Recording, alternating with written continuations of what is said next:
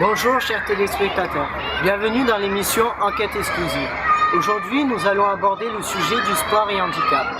De nos jours, en France, les résultats révèlent que plus d'un Français sur 4 souffre d'une incapacité physique ou mentale, ce qui engendre des problèmes dans la vie de tous les jours, rejeté de la société, manque de confiance, etc.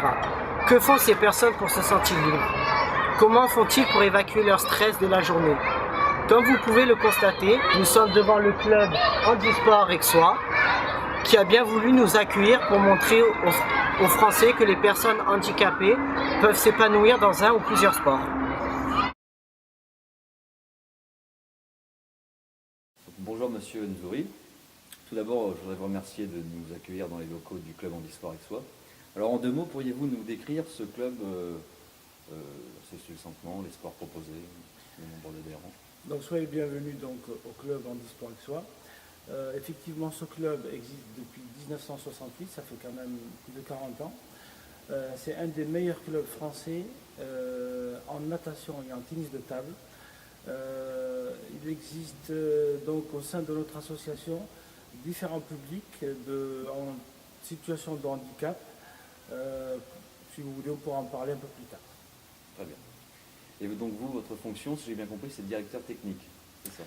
Effectivement, je suis donc le directeur technique du club Handisport Aixois et notamment entraîneur des différentes activités citées précédemment, qui sont donc la natation et les tennis de table.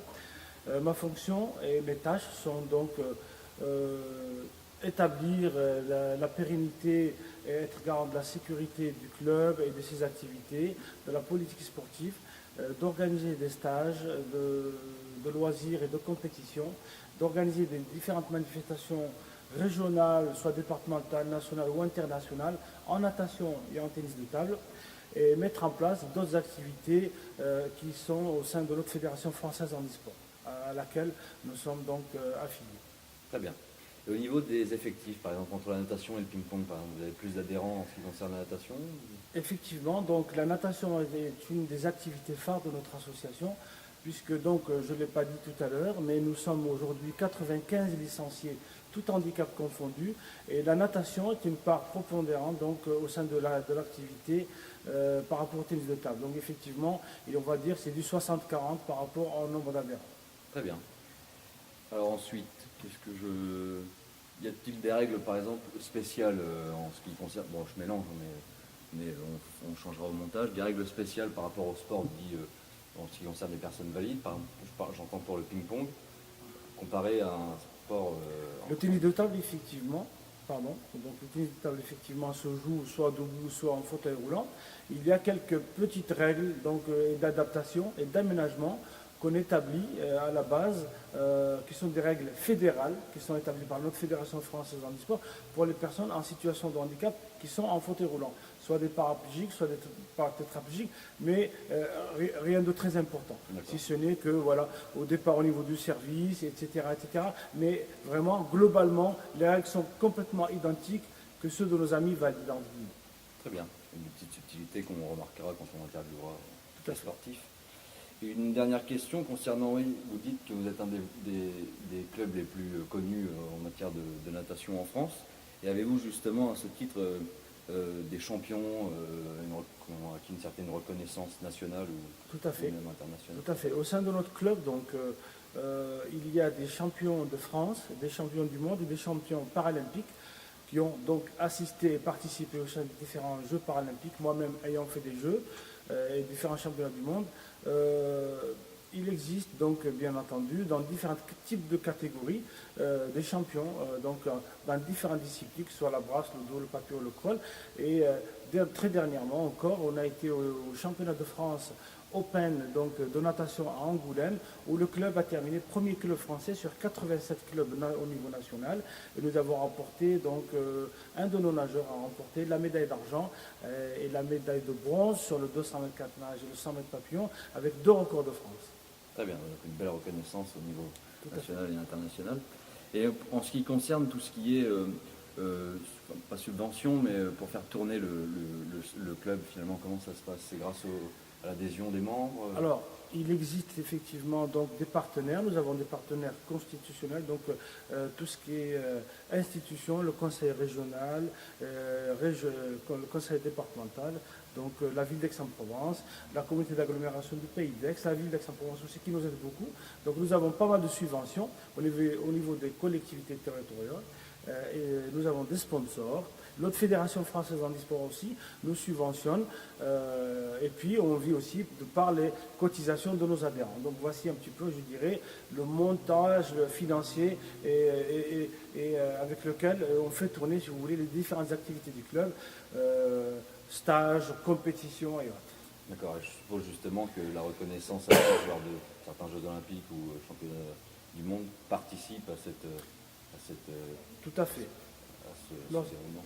Lorsque nous participons à différentes compétitions nationales ou internationales, et à ce titre, nous avons donc des médailles et des personnes même qui vont aux Jeux paralympiques, nous avons bien entendu des subventions de par les collectivités territoriales. Très bien. Ok. D'autres questions qui vous viennent en tête comme ça? Non. Ah si, une dernière question un peu technique. Là, par exemple, je vois qu'il y a de quoi jouer au ping-pong, mais pour la piscine, ça se passe comment? C'est où finalement? Les piscines, la question qui se pose, c'est simplement en termes d'accessibilité.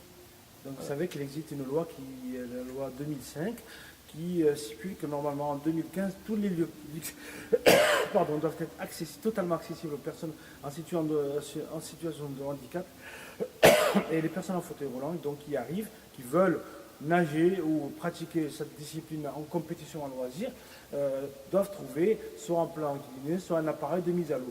Mais il n'y a pas vraiment, je dirais, de spécificité quant à l'aménagement. Si ce n'est que voilà, la porte doit être un peu plus large, pas d'escalier mais un plan incliné, etc. etc. Très bien. Voilà. Et donc vous, je suppose que vous êtes en partenariat avec une piscine aixoise. Nous sommes en partenariat direct avec la ville d'Aix-en-Provence et la communauté d'agglomération. Nous faisons très attention à ce que tous les établissements recevant du public pour pratiquer des activités physiques sportives doivent être complètement aménagés aux personnes en situation de handicap. Bien sûr. Très bien. Écoutez, je vous remercie beaucoup. Écoutez, c'est moi et soyez les bienvenus. Je vous remercie. Ton pote Max, il va prendre une branlée contre les cheveux. Hello again to all my friends. Together we can play some rock and roll. Hello again to all my friends. Together we can play some rock and roll. Hello again to all my friends. Together we can play some rock and roll. Hello again to all my friends. Together we can play some rock and roll. Hello again to all my friends. Together we can play some rock and roll. Hello again to all my friends. Together we can play some rock and roll. Rock and roll. Rock and roll. Rock and roll. Rock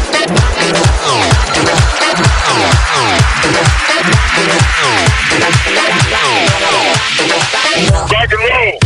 Rock and roll. Rock and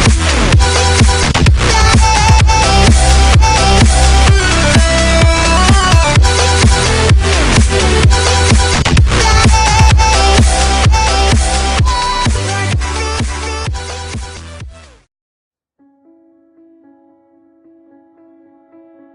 Merci de bien vouloir répondre à nos quelques questions. Donc tout d'abord, est-ce que tu peux te présenter en quelques mots, s'il te plaît? Frédéric Asmus, j'ai 34 ans. J'ai un spina bifida, c'est une malformation de la colonne vertébrale et de la moelle épinière de naissance. Je suis au club depuis l'âge de 12 ans, donc ça fait 22 ans, et je joue au tennis de table. Et avant ça, j'ai fait de l'athlétisme, de la course en fauteuil roulant, jusqu'au niveau championnat de France. D'accord. Très bien, donc jusqu'en junior, j'ai cru comprendre l'athlétisme. Après, tu as arrêté, une concurrence trop forte, c'est ça, si j'ai tout compris? Donc j'ai fait de l'athlétisme jusqu'en catégorie espoir, et à partir de 20 ans, tu passes en catégorie c'est pas l'e-sport, c'est normal quoi. Et tu tombes face aux meilleurs français. Et dans ma catégorie, c'était l'handicap le plus léger, donc le mec qui faisait que ça. Et moi je pouvais pas rivaliser parce que je travaillais. Et puis la mentalité, l'ambiance et tout, ça me plaisait pas. Donc j'ai arrêté la course en fauteuil et je me suis mis au ping-pong. Ok. Donc là, si j'ai tout compris, donc c'est le ping-pong auquel tu joues tout le temps. Et justement, je voulais savoir qu'est-ce que ça te procure comme sensation de faire ce sport toutes les semaines ou tous les... Donc je sais pas trop quoi te répondre, mais c'est une pratique de sport régulière, c'est bon pour le bidon que j'ai. Bon, j'arrive pas à le perdre, il faut faire une activité quoi. Et puis c'est sympa, tu as une ambiance de club, tu retrouves tes potes, tu fais du sport, ça fait partie de ma vie quoi. D'accord. Et tu pourrais me citer un de tes meilleurs souvenirs en tant que sportif ici ou même à l'extérieur en compétition? L'un de mes meilleurs souvenirs, bon déjà je vais te parler de l'athlétisme, on va dire que c'est ma médaille d'argent au niveau championnat de France sur le 1500 mètres. J'aurais jamais cru pouvoir faire une médaille d'argent à ce niveau-là, et toujours là, c'est bien passé. Et au ping-pong, on va dire que c'est des rencontres avec des grands joueurs de tennis de table français. Des bons mecs et bon, j'ai pris des tôles, mais une bonne ambiance et un bon partage. Malgré la défaite, des bons mecs. Ok. Et une petite dernière question, donc d'un point de vue personnel, qu'est-ce que ce sport t'a apporté dans ta vie Donc le sport dans ma vie, ça a été une manière de me dépasser. J'ai jamais été un sportif de haut niveau, mais au niveau championnat de France, c'était déjà pas trop mal. Et puis au début, tu es comme un fou, tu passes un peu sur la Provence, des fois à la télé. Bon, maintenant, je m'en fous, mais au départ, c'est plaisant. Quoi. Fred, on t'a vu dans la Provence hier, dans Sport Santé, dans tous ces trucs-là. Donc maintenant, je m'en fous, mais à l'époque, j'étais fier de ça. Quoi. Bon, merci beaucoup, Fred. De rien, avec plaisir. Merci.